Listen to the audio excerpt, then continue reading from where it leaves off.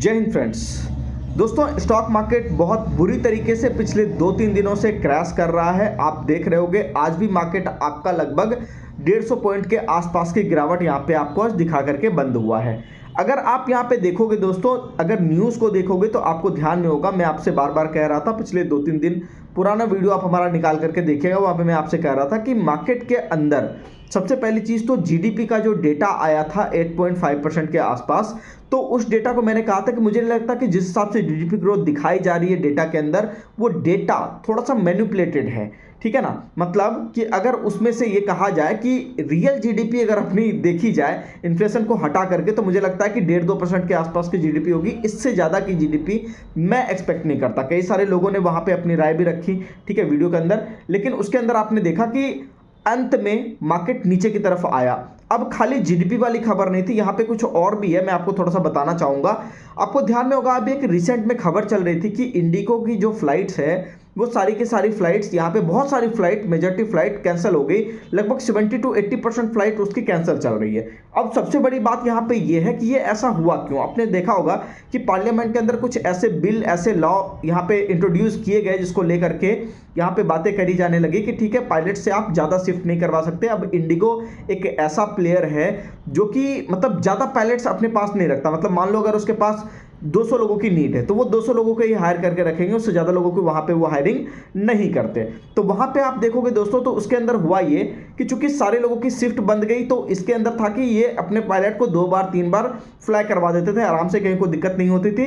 तो ये यहाँ पे अब फंस गए बुरी तरीके से। लेकिन अब देखो, यहीं पर एक सबसे बड़ा मोड़ आता है। मैं आपको थोड़ा समझाना चाहूँगा कि जब किसी भी बिजनेस के अंदर जो मोनोपोली होती है ना, वो बड़ी खराब चीज होती है। मतलब जैसे कि आप यहाँ पे देखो, 65-70% के आसपास का अगर आप कहोगे कि फ्लाइट के अंदर जो ट्रेवल करते हैं लोग, 65-70% सिर्फ और सिर्फ इंडिगो फ्लाइट से लोग ट्रेवल करते हैं। तो अब ऑब्वियस सी बात है कि अगर इनके फ्लाइट्स कैंसिल होने लग गए तो फिर एक बहुत बड़ी समस्या यहाँ पे आ जाएगी।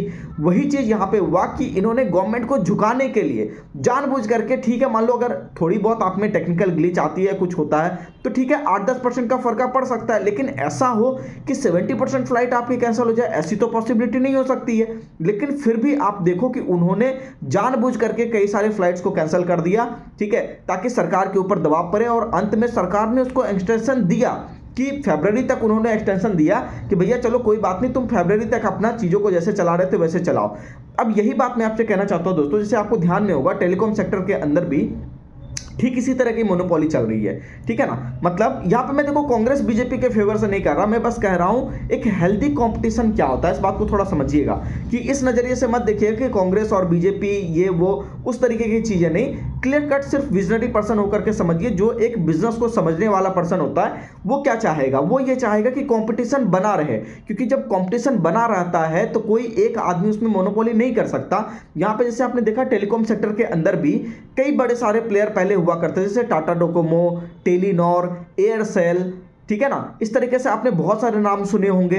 तो यहाँ पे आप ये देख लो कि सारे के सारे प्लेयर, जब जियो आए तो उसने पूरा का पूरा मार्केट आज की डेट में कैप्चर कर लिया। अब आप ये सोचो कि अब जो रेट डिसाइड होते हैं ना, वो मार्केट के हिसाब से नहीं होते, वो डिसाइड होता है टेबल के ऊपर कि एयरटेल क्या चाहेगा, जियो क्या चाहेगा, वो डिसाइड करेंगे कि मेरा प्लान क्या रहेगा। ठीक है ना, मतलब मैं यहाँ पे बेसिकली प्लान में, डेटा में वैल्यू यहाँ पे और ऐड करना चाहूंगा। ठीक है, मान लो आज 350 रुपए का आप प्लान डला रहे हो, कल मर्जी होगा 400 का कर देगा, 500 का कर देगा, वो उसके ऊपर है। लेकिन आप सोचो अगर कोई और आदमी भी कंपटीशन में रहता है, कोई और प्लेयर भी कंपटीशन में रहता है, तो ये सारी चीजें नहीं हो पाती है।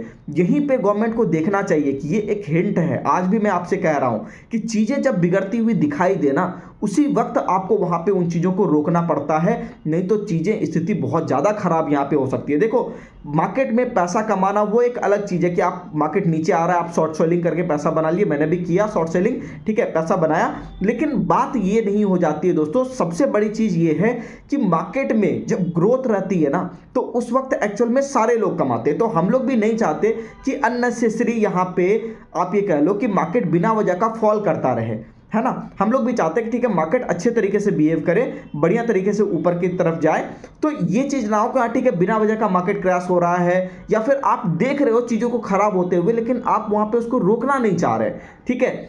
तो ये सब चीज़ें मुझे लगता है कि थोड़ा सा सही नहीं हो रही है, गवर्नमेंट को इसके ऊपर ध्यान देना चाहिए। ये एक आपका शुरुआती का आप कह सकते हो कि अलर्ट वाला सिचुएशन है। अभी ये अलार्मिंग सिचुएशन नहीं आया है, लेकिन ये अलर्ट वाला सिचुएशन आया है कि आप चीज़ों को देखिए, समझिए, वक्त अभी आपके पास है, ठीक है। चीज़ों को समझ करके इतना ज़्यादा आप जो है मतलब मोनोपोली वाला बिजनेस मतलब रन मत करने दीजिए। चीज़ों को डाइवर्सिफाई करने की कोशिश कीजिए, कुछ और रियायत दीजिए, कुछ और बड़े प्लेयर वहाँ पे आ सकें, ताकि कम से कम ये चीज़ें जो आप देख रहे हो कि अचानक से एयरलाइंस ठप पड़ गई, ठीक है ना, तो सारे लोगों की फ्लाइट कैंसिल होने लगी। आज की डेट में अगर आप मान लो कि जियो या एयरटेल ये दोनों अगर ठप पड़ जाए, ठीक है, तो फिर क्या होगा, बात समझ रहे हैं। तो इस स्थिति तक चीज़ें पहुंचे उससे पहले आप यहाँ पे एक्शन ले लो, तो मुझे लगता है ज़्यादा सही है। बाकी मार्केट में अभी थोड़ा नेगेटिव माहौल है, चीज़ें आप देखोगे कि जैसे निफ्टी आपका 25,000 के आसपास है, एक बार वो आएगा नीचे, देखते हैं हम लोग क्या करता है नहीं करता है, ठीक है। लेकिन 25,000 कटने के बाद मार्केट में एक बड़ी गिरावट आ सकती है। हालांकि आपको ध्यान में होगा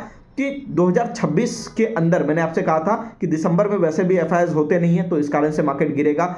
बाकी 26 में मैंने आपसे कहा था कि एक क्रैश पेंडिंग है, जो कि उसकी शुरुआत मुझे लगता है थोड़ी बहुत हो रही है, ठीक है। धीरे धीरे मार्केट और गिरेगा तो चीज़ें क्रिस्टल क्लियर हो जाएंगी। बाकी जुड़े रहिए हमारे चैनल से। अगर आप भी स्टॉक मार्केट सीखना चाहते हैं, क्लास करना चाहते हैं, आप हमें कॉल कर सकते हैं। डिटेल्स आपको हमारे डिस्क्रिप्शन में मिल जाएंगे। बाकी मिलते हैं नेक्स्ट वीडियो में। धन्यवाद। वीडियो कैसा लगा कमेंट सेक्शन में ज़रूर बताइएगा।